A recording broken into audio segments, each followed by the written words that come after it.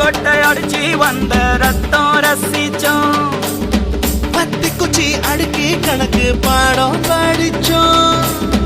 தண்ணி இல்லாத்தில் கிட்டி புல்லு அடிச்சோம். கண்டவாள மேல காச வச்சு தொலைச்சோம்.